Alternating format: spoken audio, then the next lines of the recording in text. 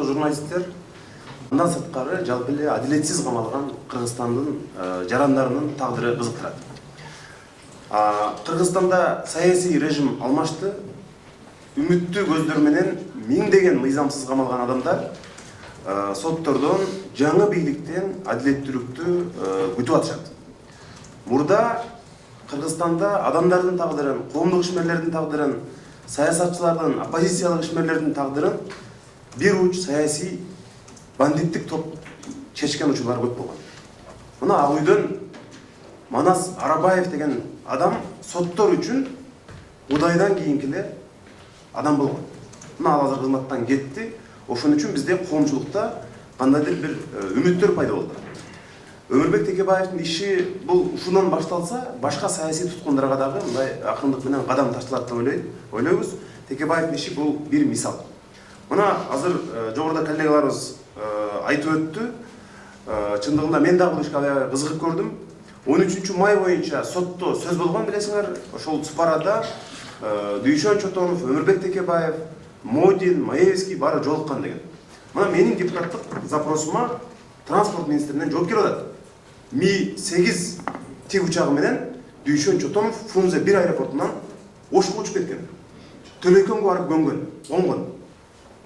Мына 13 майда Дүйшөн Чотонов жок болуп атса, Супарадан Текебаев бизге келген жок, биз күтүп атканбыз, бирок ал келген жок деген жооптор келип атса, мунун өзү Өмүрбек Текебаев саясий атаандаш катары мурдагы бийликтин угунтугуна кабылып, саясий негизде соттолгонунан кабар берет.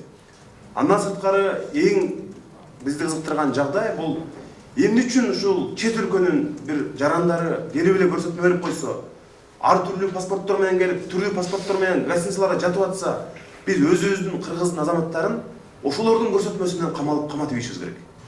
Бул бир гана Текебаев болобу, Чотонов болобу, башка адамдар болсо дагы, ошол эле Канат Исаев, Садыр Жапаров, башкалар дагы бүт мына саясий негизде соттолгонун биз мурдадан айтып келатабыз. Ошон үчүн азыр жалпы коомчулук соттордон, сот бийлигинен адилеттүүлүктү күтүп атат.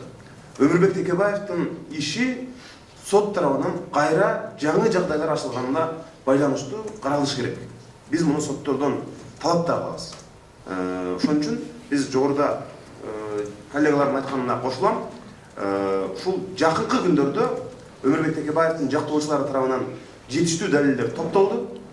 Ошолор сотко өткөрүлүп берилгенден кийин соттор кайра караш керек. Соттор келечегин ойлоп, мына азыр соттор көрүп атасыңар, мына саясий буйрук аткарган соттордун тагдырын эртеңки күнү режим алмашат экенин, бирөөнүн баш кесери болсоң 2 жылдан кийинби, балким 5 жылдан кийинби жооп берет экенин соттор эсинен чыгарбаш керек. Азыр Кыргызстанда ошол мурдагы режимдин тапшырмасын аткарып жүргөн соттор жакында мен уктум, балдары мектепке барыштан уялып калды дейт. Мен ошол Баланчаев деген соттун уулумун, ошол Баланчаев деген соттун кызымын дегиштен балдары намыстанып калды дейт. Мындан өткөн трагедия барбы ата-эне үчүн?